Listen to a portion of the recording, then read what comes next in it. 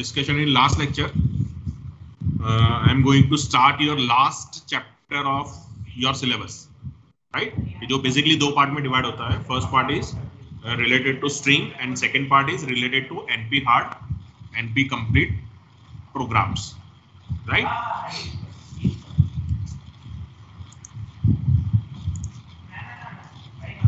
So now first of all we will see string matching algorithms, right? So the syllabus of these chapter is slightly differ in CE and IT. So kindly do not consider syllabus of CE और IT. वहाँ पे सिर्फ दो technique है string matching में, आपको तीन technique है. So जो थर्ड टेक्निक है that is not in even previous year paper also. ठीक है, क्योंकि लास्ट ईयर तक सब्जेक्ट कोड डिफरेंट था, उसके अंदर सिर्फ दो ही टेक्निक थी सिलेबस में, but the third technique is added from current academic year, right? तो जो थर्ड टेक्निक ऐड हुई है that we will see in next lecture. जो दो टेक्निक ऑलरेडी थी सिलेबस में और जो अभी भी CIT के सिलेबस में है, first of all we will see that techniques, right? तो मेक श्योर कि आप लास्ट ईयर का सिलेबस रिफर ना कर रहे हो या CE और IT का ना कर रहे हो. अदरवाइज जो थर्ड टॉपिक है मतलब आपको ऐसा लगेगा कि शायद पूछ लेता वो आउट ऑफ सिलेबस क्वेश्चन है, right? But it is in your syllabus, right? So do not confused in third technique. Currently we are seeing the two techniques which is common in CE, CSE, IT, right? So now what is string matching? See, आप लोग almost first year से string या string related जो भी header files है या libraries है उसको आप यूटिलाइज कर रहे हो, ठीक है? स्ट्रिंग कंपैरिजन, स्ट्रिंग लेंथ, ये सब फंक्शंस आप कहीं ना कहीं यूज करते हो. नाउ स्ट्रिंग अगर हमें कंपेयर करनी है, क्योंकि सी आप इंटीजर या फ्लोट डेटा को कंपेयर कर रहे हो तो उसको कंपेयर करना little bit easy then string, right? क्योंकि स्ट्रिंग में जो स्टोर होता है, मान लो C या C++ है, तो by default string data structure available, string data type available ही नहीं है. So you need to implement string using character array. That is the first thing. अब यही चीज जब आप Python Java में जाओ तो वहां पे आपको character array बनाना ये कंपलसरी नहीं है. Definitely you can make character array, but it is not compulsory. Directly you can declare some string. वहां पे आपके पास इस तरीके का डेटा स्ट्रक्चर अवेलेबल है, राइट? तो स्ट्रिंग जो है वो डिफरेंट लैंग्वेज में, लाइक जो इंटरनल टेक्निक है that is little bit different, right? तो आप एक जनरलाइज अप्रोच वहां पे नहीं रख सकते हो. सो दैट्स व्हाई एक एल्गोरिथम चाहिए कि जो स्ट्रिंग मैचिंग के लिए ज्यादा इफेक्टिव हो, ठीक है? So in each and every language some, जैसे C++ में हेडर फाइल्स देकर रखी है, पाइथन में लाइब्रेरीज देकर रखी है, जावा में भी आपको अवेलेबल है, ऑलरेडी अवेलेबल है कुछ फंक्शंस जो स्ट्रिंग के लिए काम करते हैं, राइट? तो definitely you can use that function, but actually matching किस तरीके से होता है, how you can analyze some pattern, क्योंकि आप लोग अभी इस सेमेस्टर से AI आपका स्टार्ट हुआ है. इन अपकमिंग सेमेस्टर्स आपको मशीन लर्निंग, डेटा साइंस भी पढ़ना है, राइट? तो वहां पे आपको जो डेटा मिलेगा वो सिर्फ और सिर्फ न्यूमेरिकल डेटा होगा, यू कांट एक्सपेक्ट, ठीक है? वहां पे आपको टेक्सचुअल डेटा भी मिल सकता है, कैरेक्टर डेटा भी मिल सकता है, राइट? तो you need to just compare some pattern and किस तरीके से वो सेम है नहीं है, इवन सिमिलर है. कई बार क्या होता है सेम आइडेंटिफाई करना भी जरूरी नहीं होता है, हमें सिमिलर भी आइडेंटिफाई करना है, राइट? तो you need to analyze कि भाई एल्गोरिथम कैसे काम करता है, how we can find out effectively duplicate string, right? So एक यहाँ पे just example दिया है कि भाई सपोज स्ट्रिंग मैचिंग प्रॉब्लम है, आपको एक ओरिजिनल टेक्स्ट देकर रखा होगा, मतलब जो कि सोर्स होगा, और एक पैटर्न होगी.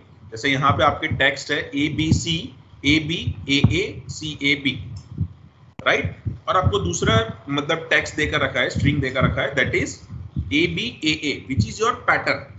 अब आपको क्या बोला गया है कि आपकी जो टेक्स्ट है उसमें आपको आइडेंटिफाई करना है कि whether given pattern is available और नॉट.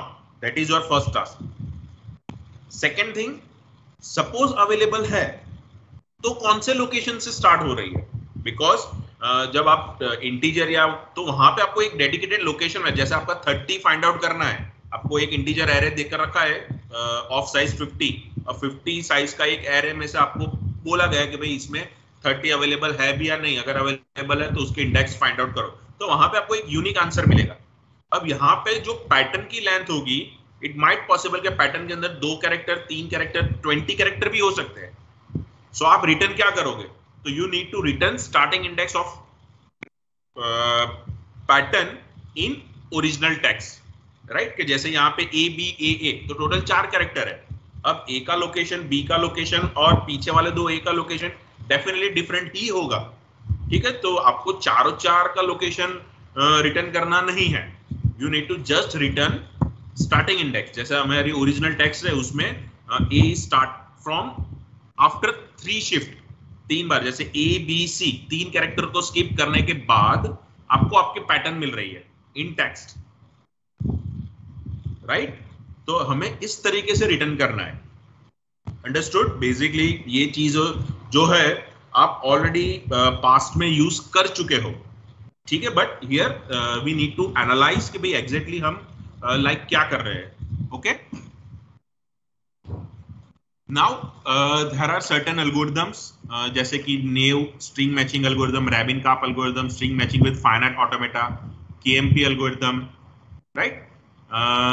अभी तक जैसे मैंने बताया 2 टेक्निक आपके सिलेबस में थी, एक तो नेव और रैबिन कार्प, जो फर्स्ट एंड सेकंड है, दोनों ही टेक्निक ऑलरेडी काफी टाइम से है सिलेबस में, and this time we have introduce one more algorithm, that is fourth KMP algorithm, right, जो 3 डिफरेंट मैथमेटिशियन ने डिजाइन किया है, right, that we will see in next lecture, KMP algorithm, okay.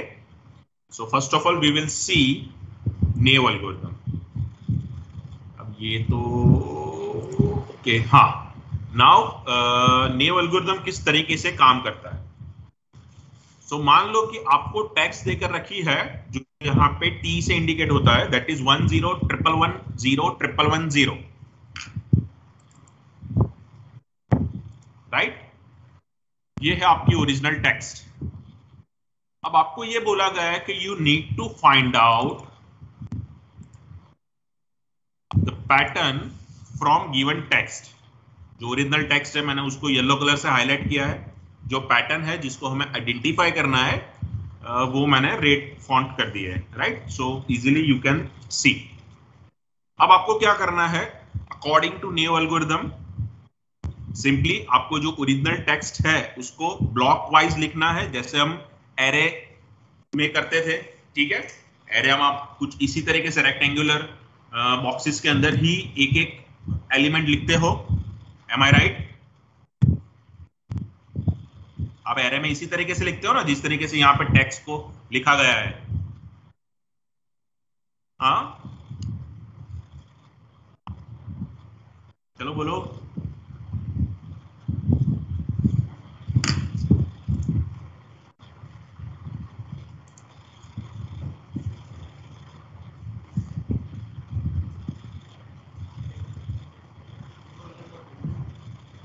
हाँ, सो गए कि जग रहे हो मुर्तजा?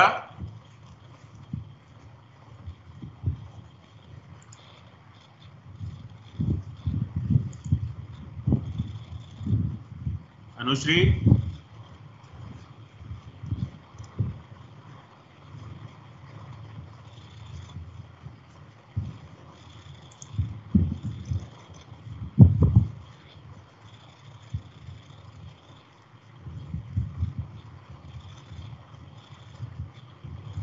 जय,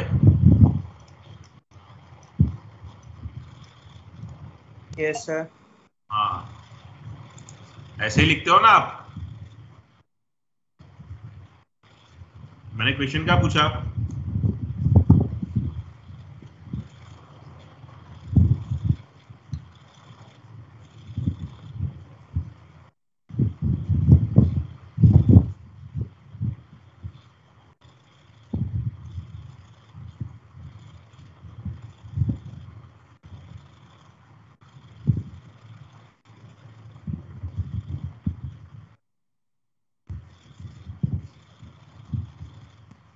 Yes sir, we write in this way using array. Yes sir.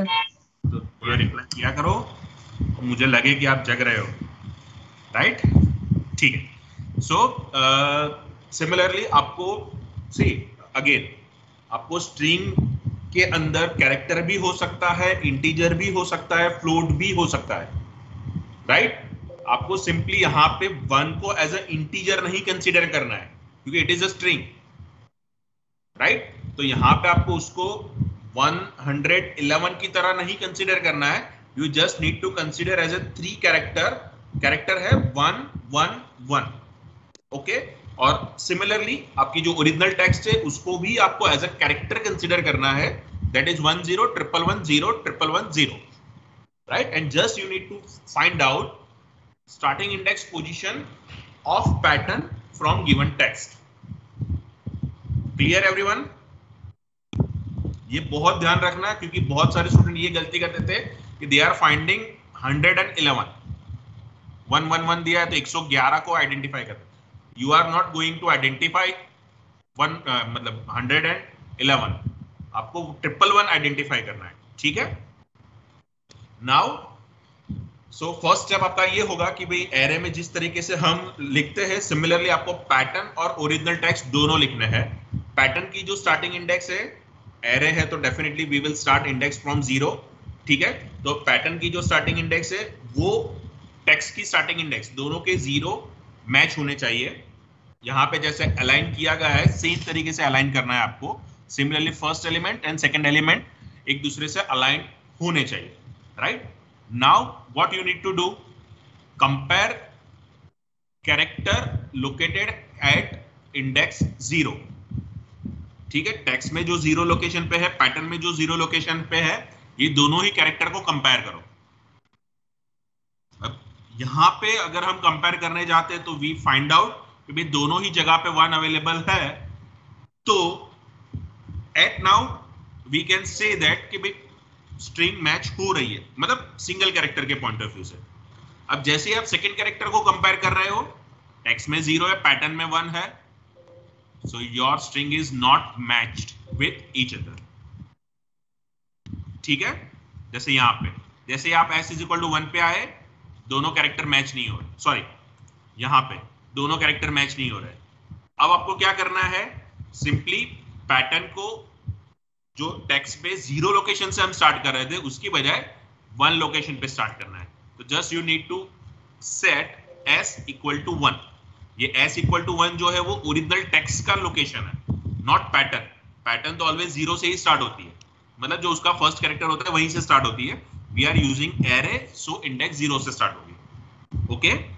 सो अब आपको क्या करना है, टेक्स्ट का फर्स्ट लोकेशन पे, नॉट फर्स्ट डेटा, ठीक है? लोकेशन नंबर 1 पे जो है एंड टेक्स्ट का लोकेशन नंबर 0 पे जो, सॉरी पैटर्न का लोकेशन नंबर 0 पे जो है, ये दोनों को कंपेयर करो। अब यहां पे तो 0 एंड 1 ही कंपेयर नहीं हो रहा है, तो वी कैन से दैट कि पैटर्न नॉट फाउंड, ठीक है? अब simply s is equal to 2 करो। Now your all 3 characters are match in pattern as well as text. Text और pattern में आपको same to same मिल रहा है, 111. So we can say that pattern found. So s is equal to 2 is a valid shift. बाकी जो है वो invalid shift है क्योंकि हम shift कर रहे हैं but we are not find out required pattern. Got my point? Simple है एकदम, नेव एल्गोरिथम। एक्चुअली आप कहीं ना कहीं सबकॉन्शियसली यही टेक्निक फॉलो करते होंगे most of the student, right? But we are not know कि भाई हम नेव एल्गोरिथम को यूज करते हैं। उसको एक स्टैंडर्डाइज जो एल्गोरिथम का फॉर्म दिया है वो नेव ने दिया है। Again it is a mathematician algorithmist, right? जो भी एल्गोरिथम डिजाइन किए वो आइदर मैथमेटिशियन होंगे या तो एल्गोरिथमिस्ट होंगे, राइट? क्योंकि ये सारे के सारे एल्गोरिथम इस टाइम पे डिजाइन किए गए कि जब या तो कंप्यूटर एकदम अर्ली फेज में होगा, एकदम जो रूम की साइज का जो कंप्यूटर आता था, या तो उस एरा के होंगे, राइट? या मे बी उसके जस्ट नेक्स्ट डिकेड के होंगे या उसके जस्ट प्रीवियस डिकेड के होंगे, राइट। मेजोरिटीली एल्गोरिथम उसी रेंज में बनाए गए हैं, राइट। तो उस टाइम तो like typical computer engineer available थे नहीं, so most of the algorithms are major, मतलब मोस्टली मैथमेटिशियन ने ही डिजाइन किया है, राइट। अगेन हमें यहां से मतलब मिल गया, सो हमको सेटिस्फाई हो जाना ये नहीं, you need to check pattern for each and every character. पूरी की पूरी स्ट्रिंग में आपको पैटर्न को सर्च करना है, right. So now s equal to 3, first and second दोनों मैच हो गए 1 1 1 1, but third mismatch, so we can't say pattern match. अब s इक्वल टू 4 के लिए तो सिर्फ एक ही कैरेक्टर मैच हो रहा है, so just you need to skip। s is equal to 5 के लिए तो फर्स्ट कैरेक्टर ही मिसमैच है, so skip। now s is equal to 6 के लिए we can say that pattern is matched, right। so s is equal to 6 is a valid shift, okay। वैसे भी आपको original text देखकर लाइक पता चल ही जाने वाला है कि भाई 2 बार मिल रही है, right. But you need to show it step by step, क्योंकि आपको एल्गोरिथम के स्टेप्स लिखने हैं, you are tracing the algorithm, okay। s is equal to 7 के लिए not match। अब इसके आगे तो हम जा ही नहीं सकते, क्योंकि s is equal to 8 और 9 के लिए डेफिनेटली हमें 3 कैरेक्टर ही नहीं मिल रहे हैं, so how we can compare। अगर मान लो 1 या 2 कैरेक्टर सपोज मैच भी हो गए तो क्या फर्क पड़ता है, टेक्स्ट में थर्ड कैरेक्टर ही नहीं है जो पैटर्न में चाहिए, so डेफिनेटली लास्ट में तो हमें मिसमैच ही मिलने वाला है। So you do not require to check pattern for s is equal to 8 and 9, right। तो अगर आपके यहाँ पे देखो आपको ओरिजिनल टेक्स्ट में कितने कैरेक्टर्स है, 1 2 3 4 5 6 7 8 9 10, so 10 के लिए मतलब s is equal to 9 तक नहीं जाना है, राइट। आपको पैटर्न की लेंथ देखनी है, पैटर्न की लेंथ है 3, राइट। तो you need to check for 0 to 7, okay, क्योंकि 7 के लिए हमें 7 8 9 3 कैरेक्टर मिल रहे हैं, बट 8 के लिए हमें 8 9, where is 10th character, it is not available, तो we should not check it, okay. तो नेव एल्गोरिथम में आपको यहीं पे स्टॉप हो जाना है, इट इज कंपलसरी। अगर गलती से आपने s इज इक्वल टू 8 या 9 लिख भी दिया तो you are completely wrong, okay. Understood everyone? Any query, confusion, कुछ भी हो you can ask, otherwise we can start next algorithm, that is Rabin-Cap algorithm। चलो बोलो, एक बार देख लो, शांति से सोच लो।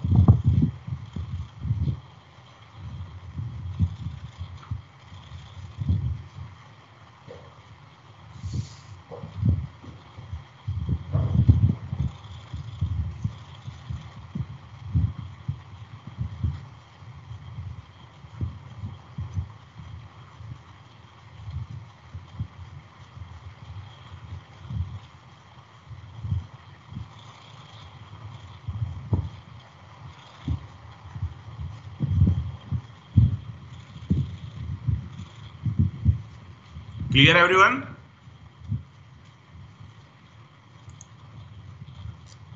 Yes, sir. Good. So can we start Rabin-Cap algorithm?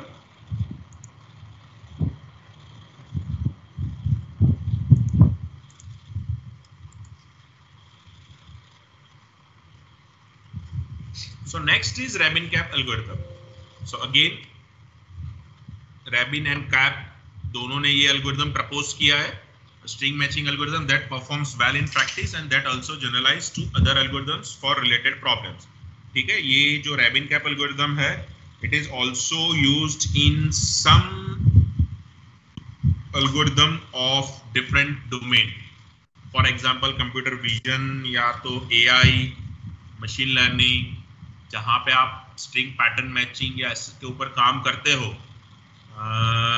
Internally कई जगह पे Rabin-Cap एल्गोरिथम यूज होता है, right. So how that algorithm works? So Rabin and Cap proposed a string matching algorithm that performs well in practice and to provide some generalized solution which is definitely better than previous algorithm। अब यहाँ पे एक totally different logic use किया गया है जो generally हम लोग इन जनरल यूज नहीं करते हैं, राइट? बिकॉज नॉर्मली जो प्रीवियस टेक्निक थी, मोस्टली हम वही टेक्निक को यूज करते हैं, राइट? अब यहाँ पे रैबिन का आपने क्या लॉजिक बनाया, तो सिंपली जो पैटर्न है उस पैटर्न को और टेक्स्ट का मॉड्यूलस फाइंड आउट किया, and based on that modulus you need to check your pattern in given string for certain location only. जैसे प्रीवियस केस में हमारा क्या था कि जैसे 10 की लेंथ है और हमारे पैटर्न जो है वो 3 लेंथ की है, तो हम लास्ट के जो 3 कैरेक्टर है तब तक स्टेप बाय स्टेप हम चेक करते हैं। जैसे आप बबल शॉट में क्या करते हो कि first and second, second third, third fourth, हर एक नेक्स्ट मतलब कंसेक्यूटिव नंबर्स को आप चेक करते हो, राइट? तो सिमिलरली आप वही टेक्निक तो प्रीवियस में यूज करते थे, अब उसको थोड़ा सा मॉडिफाई किया गया, एक नया कंसेप्ट दिया गया रैबिन काप ने, उसने मॉड्यूलस के बेस पे सर्चिंग स्टार्ट किया पैटर्न मैचिंग के लिए, राइट? जैसे एक एग्जांपल लेते हैं कि मान लो कि आपको टेक्स्ट देकर रखी है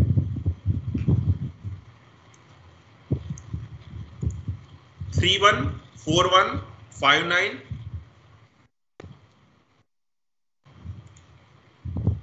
26535, राइट? मान लो कि ये आपकी एक काम करता हूँ, यहाँ पे थोड़ा वो नेक्स्ट लाइन पे चला गया, तो ये सेम ही है। Just consider this text and pattern.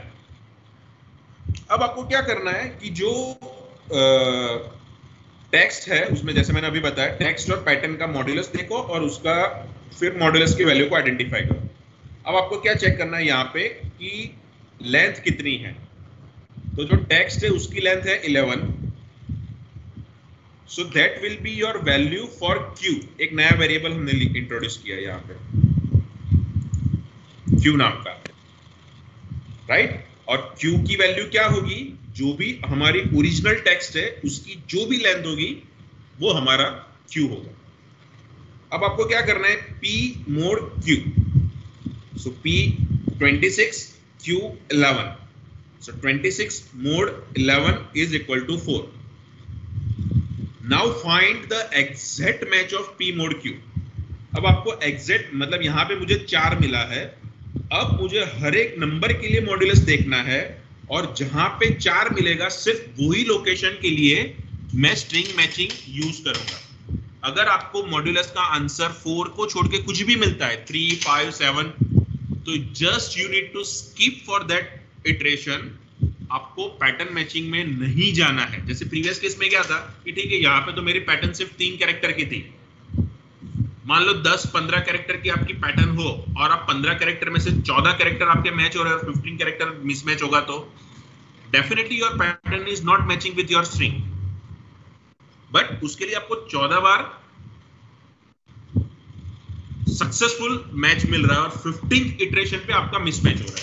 तो जो 14 टाइम आपने मैच किया था, वो जो भी कॉम्प्लेक्सिटी थी, वो जो भी टाइम कंज्यूम हुआ था, उसका तो कोई आउटपुट हमें मिला ही नहीं, राइट? सो दैट्स व्हाई ये टेक्निक बेटर है with respect to naive algorithm, right? अब यहाँ पे हम सिर्फ और सिर्फ मॉड्यूलस पे फोकस करेंगे। और सेकेंड थिंग कि अगर आंसर 4 मिल रहा है तो it doesn't mean pattern match, उसके बाद आपको चेक तो करना ही है, राइट? बट अगर आपको 4 नहीं मिल रहा है देन यू कैन डेफिनेटली से पैटर्न इज नॉट मैच। तो ये बेनिफिट है। Understood difference? सो गलती से ये मत समझ लेना कि हमें 4 आंसर मिला मतलब पैटर्न मिल गई, नो।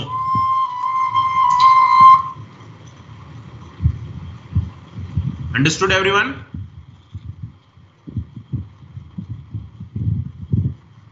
क्लियर और नॉट? ये थोड़ा ट्रिकी है। Yes sir. गुड, चलो अब एग्जांपल देखते हैं तो you will be more clear, right? अब अगेन जो सेम डेटा थे उसी के साथ हम आगे बढ़ रहे हैं। आपको एक टेक्स्ट देकर रखिए 314159265535, राइट? एंड आपको Q की वैल्यू मिल रही है, that is length of text 11, right? अब अब आप देखो 11 मतलब 2 कैरेक्टर है, एंड सेकेंड थिंग कि भाई पैटर्न में भी 26 है, मतलब 2 कैरेक्टर है, राइट? तो आपको टेक्स्ट में से 2 कैरेक्टर को साइमल्टेनियसली लेते जाना है. ओके, सो 31 को लिया, 31 mod 11, answer 9, not equal to 4, just skip. उसके बाद 14 मोड 11, स्किप. 41 मोड 11, आंसर आया 8, स्किप. तो एस इज इक्वल टू 0 1 2, तीनों 3 स्किप हो गए. क्यों? क्योंकि हमारा जो मॉड्यूलस का आंसर है वो हमें 4 नहीं मिल रहा है. ओके, हमने पैटर्न मैचिंग बिल्कुल नहीं किया है. We are just check modulus of given string. ठीक है, अभी यहाँ पे आपको जो पैटर्न है वो तो कहीं पिक्चर में ही नहीं आई, राइट? पैटर्न को आपको साइड पे ही रखना है.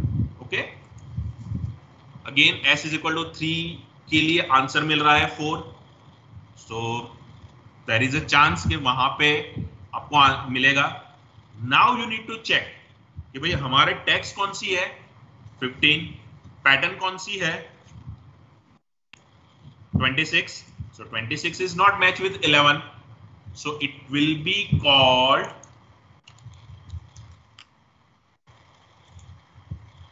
spurious hit. ये जो इटरेशन है उसको हम स्पूरियस हिट बोलेंगे. आपका जो रिक्वायर्ड मॉड्यूलस का आंसर था वो मिल रहा है, even though you are not able to find out pattern. तो जैसे मैंने बताया था कि 4 आता है, इट डजंट मीन कि आपको पैटर्न मिल गई. कई बार ऐसा स्पूरियस हिट आपको मिलेगा. ओके, बट हाँ, अगर 4 को छोड़ के कुछ भी आंसर मिलता है तो definitely you can say answer found. Okay, clear everyone?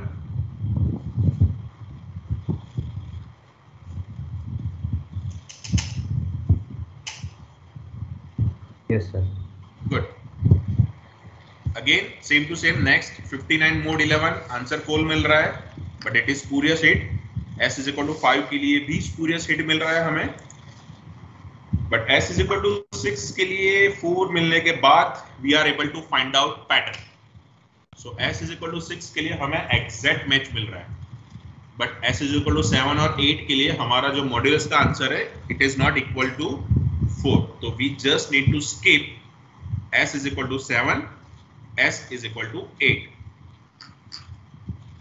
And last one, again we need to skip because answer is 2, which is not equal to 4.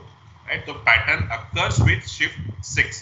यहाँ पे you can see के sorry यहाँ पे 6 के लिए हमें exact match मिल रहा था. Okay? एंड 3 4 5 के लिए हमें मॉड्यूलस का आंसर 4 मिल रहा है, but unfortunately it is spurious hit. Right? तो टोटल जो पूरी स्ट्रिंग है उसमें से हमें 4 जगह पे आंसर 4 मिला, उसमें से 3 स्पूरियस हिट निकले और 1 हमारा एक्चुअल आंसर मिला. Okay, clear everyone? Technique simple है कि थोड़ी कॉम्प्लिकेटेड लग रही है?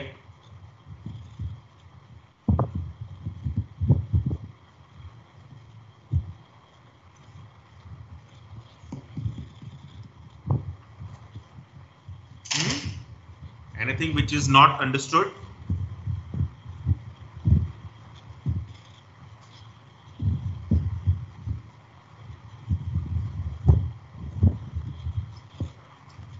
समझ में आया ना? So now we will compare new string matching algorithm, slides the pattern one by one. हम like slides कर रहे हैं, shifting कर रहे हैं. After each slide, it one by one check character at the current shift, and if all character match, then print the match.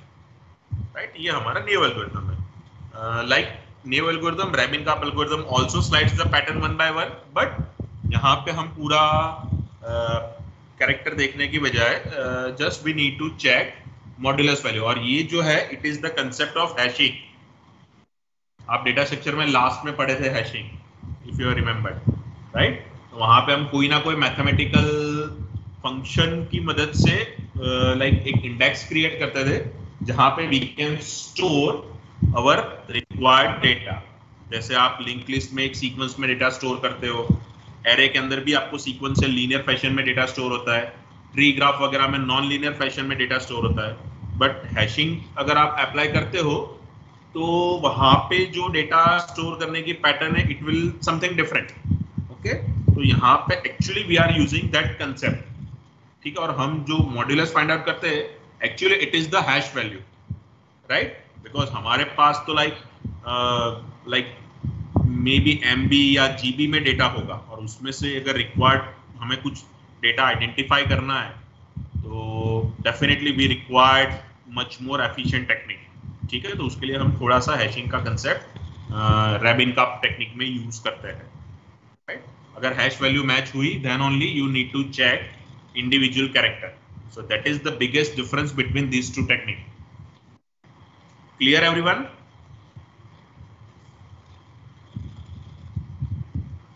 Yes or no? Yes, sir. Good. Now analysis. अगर new method की बात करें तो वहां पे हमें कुछ भी प्री प्रोसेसिंग नहीं चाहिए, सो pre processing time will be 0।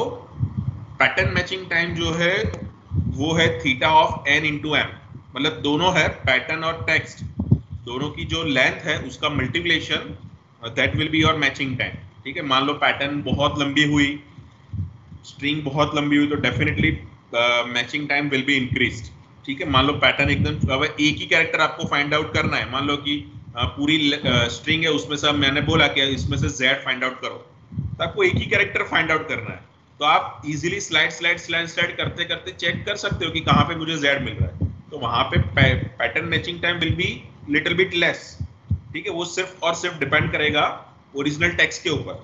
But मान लो ओरिजिनल टेक्स्ट में भी आपने 500 कैरेक्टर लिए हुए और पैटर्न मैचिंग में भी आप 50 कैरेक्टर ले रहे हो, तो ईच एंड एवरी इटरेशन के लिए आपको 50 कैरेक्टर्स को चेक करना पड़ेगा, राइट। मतलब मैक्सिमम 50 कैरेक्टर को, कई बार 10-20 कैरेक्टर में भी मैचिंग मिल रहा है और फिर 21st कैरेक्टर इज डिफरेंट, तो इसलिए वहां पे पैटर्न मैचिंग टाइम उस पे डिपेंड करता है।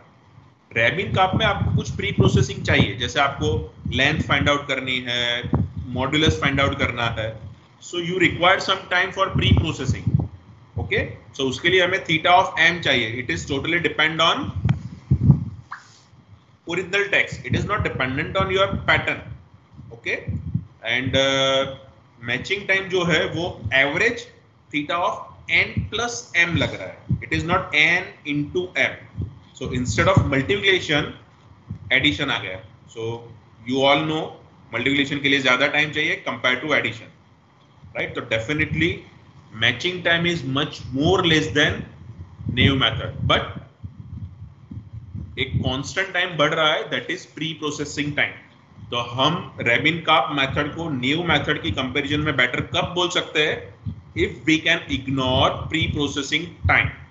अगर matching time plus pre processing time is much more greater than theta of nm, then definitely we must use Rabin-Kapp algorithm. Am I clear?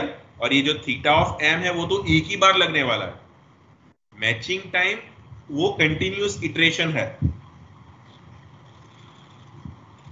और वर्स्ट केस की अगर मैं बात करूं तो theta of n minus m into m, अगर आप उसको लाइक सेपरेट करोगे तो nm माइनस m स्क्वायर मिलेगा, so definitely it is less than nm। nm में से आप कुछ भी माइनस करोगे, मान लो n इंटू m की वैल्यू है 50, अब 50 में से आप इवन 1 भी माइनस करते हो तो definitely it is less than 50, right. So worst case analysis भी न्यू का जो प्रोसेसिंग न्यू का जो मैचिंग टाइम है उससे तो कम ही है, right. So in all the cases matching time is definitely reduced, but some constant processing time is required in Rabin-Kapp algorithm. So just check if you can ignore that processing time, then you must use Rabin-Kapp algorithm. Otherwise, you have both the option open, right? In terms of time complexity. Clear everyone? Simple chapter, सबसे छोटा अभी तक का आपका। Actually दोनों ही जो है, अब इसके बाद जो टॉपिक रहेगा that is NPR NP complete. अब ये दोनों के बीच में कोई को रिलेशन नहीं है, जस्ट जो मल्टीपल टॉपिक्स है उसको एक चैप्टर के अंदर अकोमोडेट किया गया है, राइट। एक छोटा छोटा चैप्टर्स करके आपका नंबर ऑफ चैप्टर्स बढ़े नहीं, इसके लिए, राइट। अब जो थर्ड टेक्निक है that we will see in next lecture, and फिर नेक्स्ट टू नेक्स्ट लेक्चर में we will start NP hard NP complete, okay. या मे be in next lecture NP hard NP complete cover करके फिर जो आपका next week में combine lecture आएगा उसमें मैं थर्ड टेक्निक आपको पढ़ा दूंगा, right. So we will require 2 lecture to complete the last chapter, okay.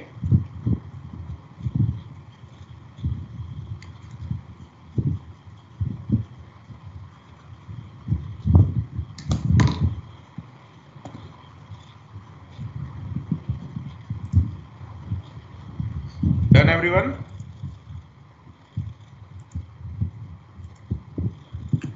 I hope you have seen the unit test 2 schedule, right? So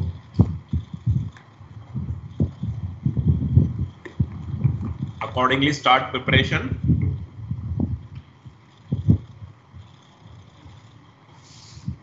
Right, and virtually जो भी unit test 1 में आपको नहीं पूछा गया था, मतलब जो आपका सिलेबस था यूनिट टेस्ट 1 में, वो टॉपिक को माइनस कर दो। सो बाकी फुल सिलेबस ही कंसिडर करना है।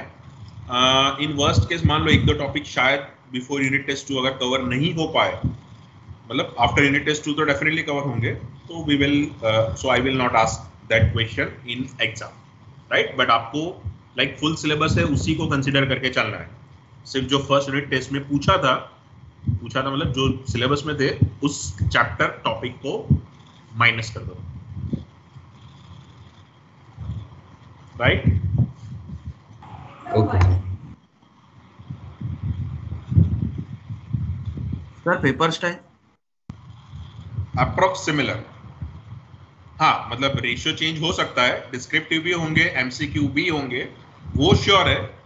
बट कितने मार्क का डिस्क्रिप्टिव, कितने मार्क का एमसीक्यू, वो शायद थोड़ा वेरी हो सकता है, राइट। बट होंगे दोनों, प्योर डिस्क्रिप्टिव भी पेपर नहीं होगा, प्योर एमसीक्यू भी नहीं होगा,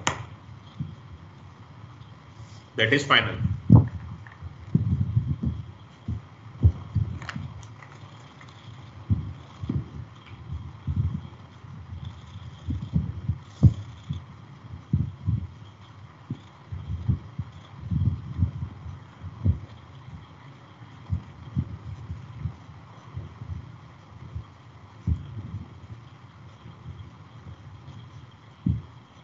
ठीक है, यू कैन लीव।